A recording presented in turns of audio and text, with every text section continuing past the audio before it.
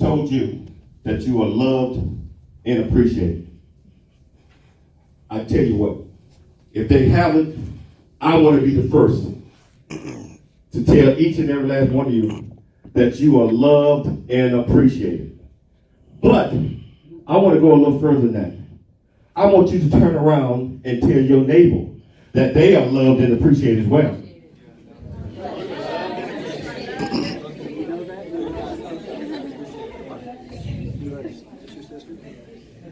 You know what? That's what it's all about. It's all about building character. It's all about bringing this thing back called respect. That's going to be the theme today. And it's all about the consideration of others. The consideration. And so, and many times in our society, a person might look at another person, don't know anything about that person at all. Nothing. Just because they're not looking a certain way, or dressed a certain way, or whatever that might be, we lay judgment on that person. I tell you what, one of the things, young folks, especially young folks, that I want you to start thinking about today is when you see somebody, always look for the good. Always look for the good. Let's not make judgment because we don't know what that person might be going through. We don't know if that person is, you don't know anything about it. We all have to learn those things.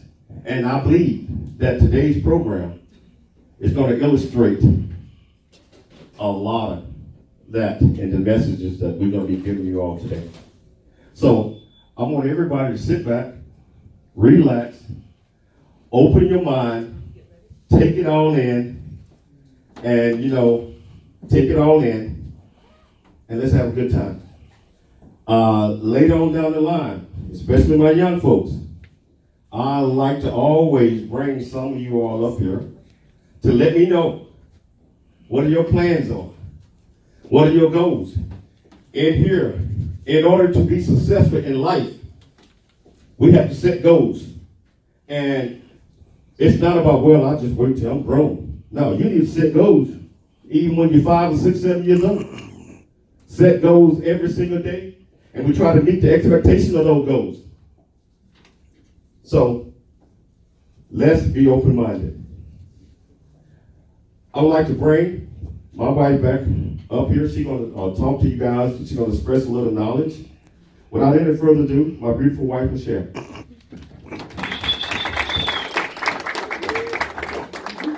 Thank you, everybody. One of the most important things, one of the most lessons I've had in my life is when someone would comment when I would ask questions. How many people are just basically curious by nature? You have to know what's going on. Give me a show of hands. Even if, and this is no judgment, even if it's none of your business, you still want to know what's going on. Show of hands. Okay. One of the most important things I feel like our youth, and just everyone in general, especially our youth, can learn is about how to ask the right questions.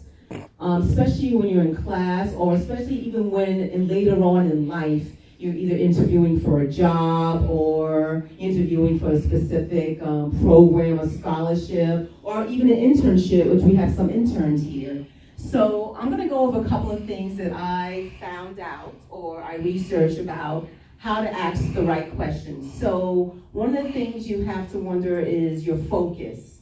What specifically do you want to know? Basically, why are you asking that question? What kinds of information are you missing?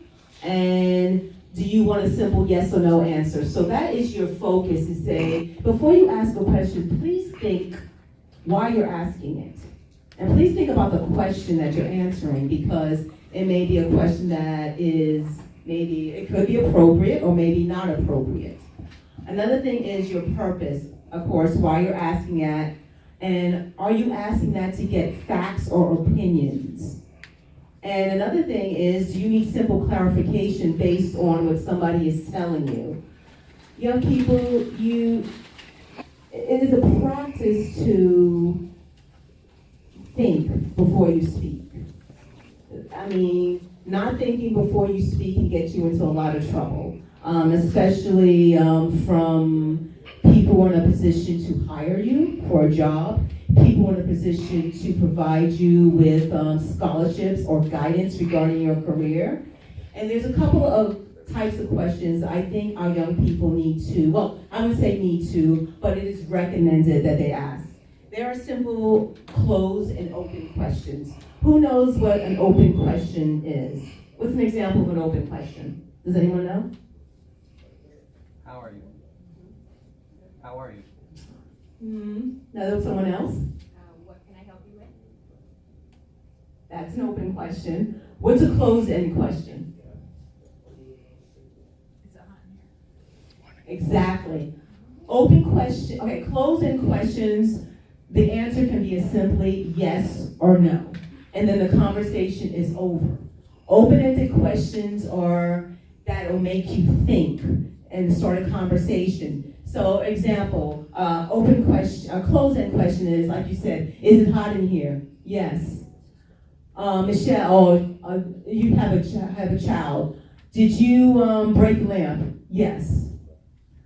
Open-ended question. Can you tell me exactly why you broke the lamp? So then it goes into dialogue and more conversation regarding that. When you're in school, if there's something you want to know and you want a more deeper explanation about that, it's always good to ask open-ended questions to get the conversation going. You may have a certain opinion formed in your mind, but then you have other students who join in the conversation and they can give their opinions and thoughts as well. And believe it or not, sometimes you go into a conversation thinking that you know everything, but then when you have a group discussion and everyone starts talking about their opinion, sometimes your opinion can sway because you hear the other side of things. So this is just my tip from educational purposes regarding why you're asking questions and maybe the best way to ask questions depending on what you're looking for. If you're looking for dialogue and more explanation, open-ended questions are the best. If you want a simple yes and no and be done with it, then fine. That's it. Thank you. Thank you so much. Thank you so much. You know, we always like to start a program off with a singer. I tell you, we got a very good friend of mine. This guy is absolutely extraordinary. He's an artist, been doing this for quite some time. And it will be our musical entertainment today. Without any further delay, Dennis Masala.